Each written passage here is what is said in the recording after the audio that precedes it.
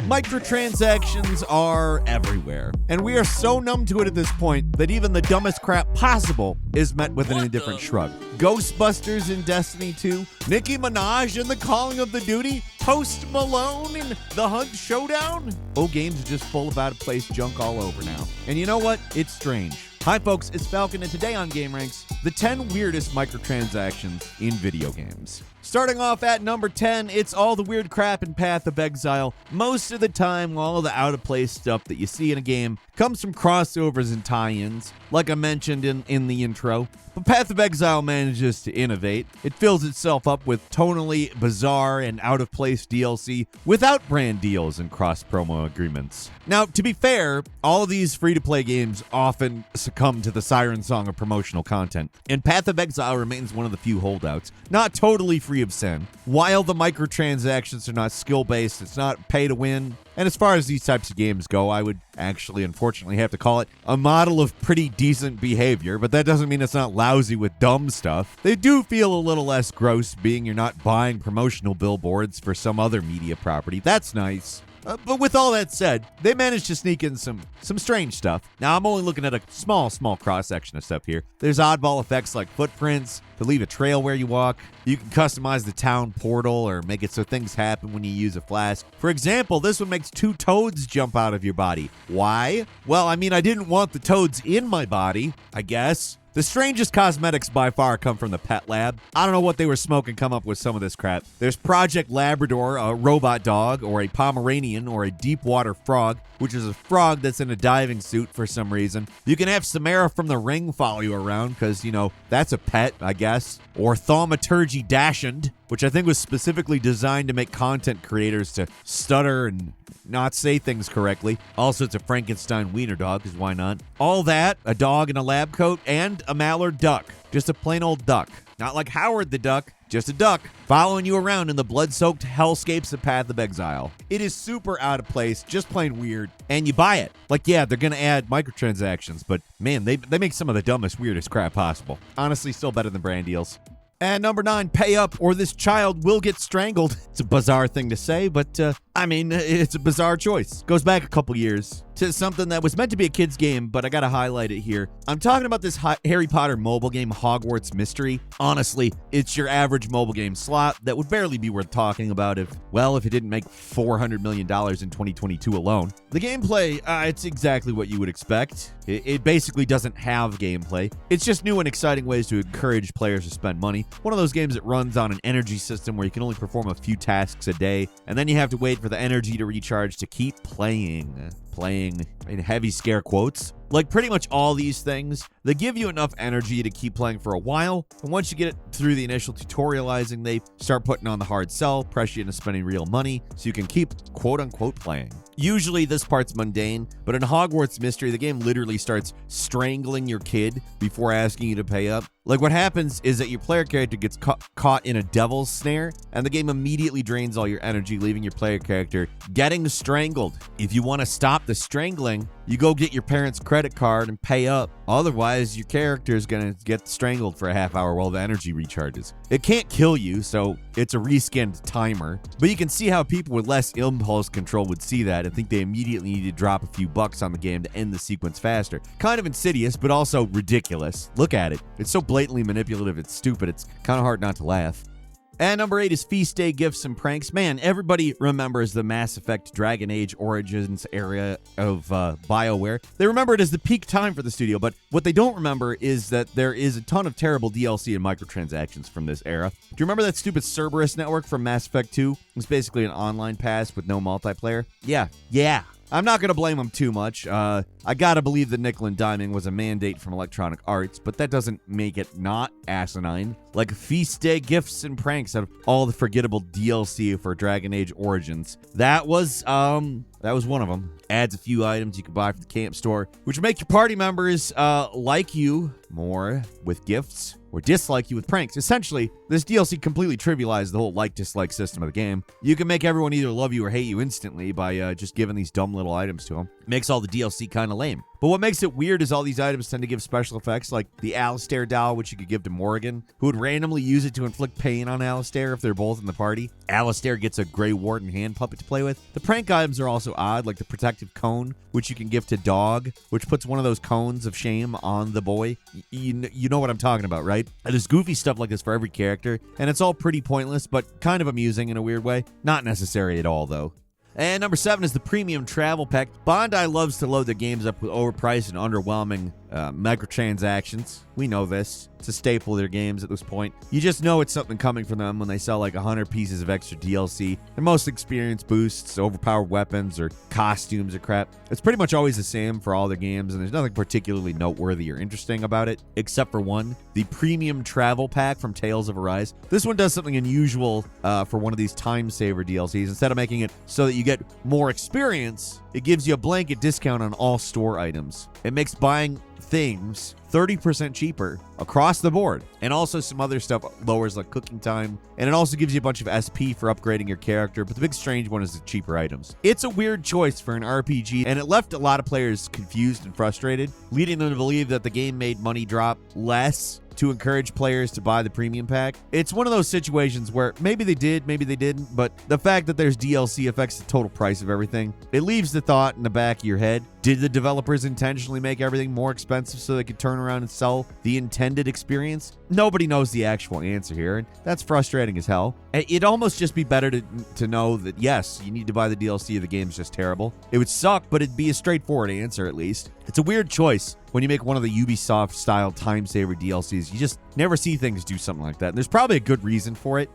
And number 6 is Frame Data DLC. Speaking of Bondi and their crazy DLCs, in Tekken 7, they charge $2.99 for the frame data. An essential feature of any modern game, the frame data, such a blatantly scummy decision, it might as well just be called the competitive tax. Because if you want to be a real player in Tekken, you need to buy this DLC. If you're not a big fighting game guy, and to be frank, I'm not. I play the hell out of them, but the idea that I could compete for real in, let's say, a tournament, it's a no. That doesn't mean I don't watch real fighting game people. If you want to be a real fighting game person, you need frame data. So this is essentially analysis of what's happening. For everything in the game, it tells you what type of attack it is, the distance it hits, the frame priority, the startup frames, essentially how fast it hits, all the important information fighting game players need to understand what's happening, like exactly what's actually physically happening when they're performing attacks. Studying frame data is one of those things you have to do to understand fighting games. It's like if they decided to charge money so you could have infinite health in training, or to make the opponent crouch, or have infinite gauge. It's a basic training mode thing that in pretty much every other fighter, it's just there, but for some reason you gotta pay $3 for it here. And number 5 is Friday the 13th Aria. Crossovers everywhere now. I mentioned them in the intro because, of course, all these companies are trying to leverage IPs, and it's a blatant display of corporate greed. And while Multiverses isn't quite so craven as something like Space Jam: A New Legacy, if you start piling on enough of these crossovers, it feels like I'm losing my marbles. I mean, seriously, in Friday the 13th, Arya Stark, what are we doing here? The stabby kid from Game of Thrones wearing a Friday the 13th hockey mask? It's the crossover everyone wanted, but the powers that be were too afraid to do. This probably isn't the strangest costume from the game, but something about it just broke something in my brain. It's hard to even call it a microtransaction. I mean, it's just a costume. And the price isn't micro. It's a 2610 Gleamium to buy. A standard package of Gleamium costs $20. Hope you have a little extra lying around for this bizarre crossover, because it's $30. Think about what you could do for $30. Do you want to spend it on Arya Stark in Friday the 13th? I mean, I'm not going to stop you, but your own dignity should. And number 4 is the microtransaction gun. It's a microtransaction that shoots microtransactions. It's Enter the Gungeon's only real microtransaction, and it's a joke weapon that costs money every time you fire it. Obviously, it's a joke on actual microtransaction. They're having a bit of fun here. The gun only costs 99 cents on its own, and it can be unlocked in the game just like in any other weapon, so there's no real need to buy it. They did put it up for sale, though, to add to the joke. That's not a lot to say about this one. Once you hear the name, you pretty much know what you're getting. But as a piece of joke DLC, it's actually one of the better ones. I like it. I didn't buy it, but that doesn't mean I don't find it funny. They did put some effort here, because every time the gun fires, it shoots out something random. Either a figure of the different playable characters that has a unique effect, some green crystals that are a reference to the Dungeon Keeper mobile game. You know, the EA one that everyone made fun of. It's funny. The guys who made Enter the Gungeon are actually ex-Mythic Entertainment employees, the same studio that made that Dungeon Keeper. At number 3 is fob insurance. The idea of insurance for digital goods isn't completely out there. It's an idea that some games have been trying to push for a while now. It's one of those things that's a completely inverted problem. If the developers wanted to, they could just make it so you don't lose anything for dying. It's like a mafia shakedown operation. They're the only protection in town, so you better pay up. Oh, it'd be a shame if the code that I put into the game executed. Usually insurance is reserved for things like ships and spaceports or plots of land, but in Metal Gear Solid 5, there's FOB, or Forward Operating Base Insurance. FOBs are part of the persistent online game portion of Metal Gear Solid 5 that most people don't bother with. I sure didn't. You have a little base that collects resources, but other people can raid it. With FOB insurance, you don't lose anything when you get raided, like resources and personnel. It's all just weird, you know? The concept feels out of place in a military world like Metal Gear. In fact, the entire persistent base that can get raided feels out of place, like a free-to-play gimmick they slapped into a full-price game. I don't know why it's there. Why would I want that? I'm playing a long story game that otherwise doesn't have any features even vaguely like that. I don't know. Metal Gear Solid games have just received some of the weirdest microtransactions ever. If you remember Metal Gear Survive, which I don't blame you if you do not remember it, they had microtransactions for save slots. They wanted you to pay for save slots. And number 2 is the Gnome's Attic. It's a microtransaction masquerading as DLC. When you see the price tag for this add-on content for Little Nightmares 2, you'd be inclined to think it is a DLC. Something like the DLC for the first game, which was cheap and added a significant chunk of new stuff to play through. Is it? No. Like, you're not playing as one of the gnomes from the main game. You're not tiny in a big attic environment. It's just a one-room attic. That's the new DLC area. A small upstairs space you can access in Chapter 1. There's a short puzzle, and if you beat it, you get a new hat. That's it. Extra 5 minutes, and you get a hat. What's really happening here is you're buying a hat with some extra steps, like you're buying a hat in a package that's hard to open, basically. It's so light on content, it almost feels like a prank. It just doesn't make any sense, until you see the publisher, that is. Bandai Namco! Hey, there they are. Well, do I know you? No, but that's where you are. You're there. I mean, it probably explains why the main devs jumped ship and worked on their own in-name only sequel with a different publisher.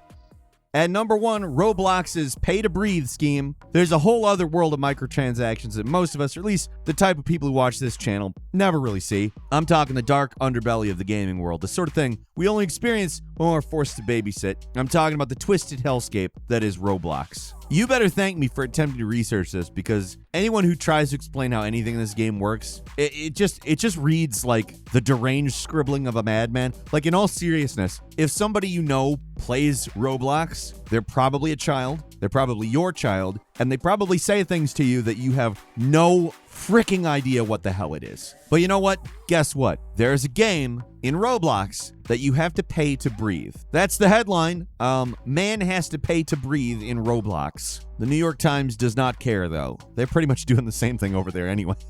The actual explanation isn't quite as funny, but it is bizarre, okay? There's a Demon Slayer game. It's called Demon Fall, and in it there are different types of breathing styles. They all have their own special moves and stuff, and they have different classes in an RPG. And if you want to switch to one breathing style from another one, you have to pay money. There are ways to not pay, which involve prestiging and spinning wheels and using something called breath and dite. But if I'm a baby playing this game and my brain's still developing, I'm not figuring that stuff up. I'm just mashing the buy button and using Roblox bucks. I hate all of the words from this game. I do have a bonus for you before we leave. The seasonal DLC fatalities from Mortal Kombat 1. They finally just gave up and started selling fatalities. That alone's weird enough. They're not skins or costumes or weapons, little gameplay features like your standard microtransactions. They're violent animations where one guy kills another guy with a pumpkin. Also, they're basically the thing that sets Mortal Kombat completely apart from everything else. It's the unique feature of Mortal Kombat. But what makes it even more bizarre is they're not just any fatalities, they're holiday-themed fatalities. So far, there's 3 up for sale. Halloween, Thanksgiving, and Christmas. You know, the big holidays. That's a Thanksgiving-themed murder, and it's not targeted at a turkey, okay? In the Christmas one, your opponent gets run over by a heavy metal reindeer. And as bad as these things are in principle, just the fact they're actually charging for fatalities, it turns my stomach. But, I mean, I will say at least they put a lot of effort into them. They're bizarre and well animated and in their own way satisfying. I hate to admit it, but it's true. Satisfying enough to pay for them? No, but whatever. That's all I got for you today. Leave us a comment. Let us know what you think. If you like this video, click like. If you're not subscribed, now's a great time to do so. We upload brand new videos every day of the week. Best way to see them first is, of course, a subscription, so click subscribe. Don't forget to enable notifications, and as always, we thank you very much for watching this video. I'm Falcon. You can follow me on Twitter and book me on Cameo at Falcon the Hero. We'll see you next time right here on Game Ranks.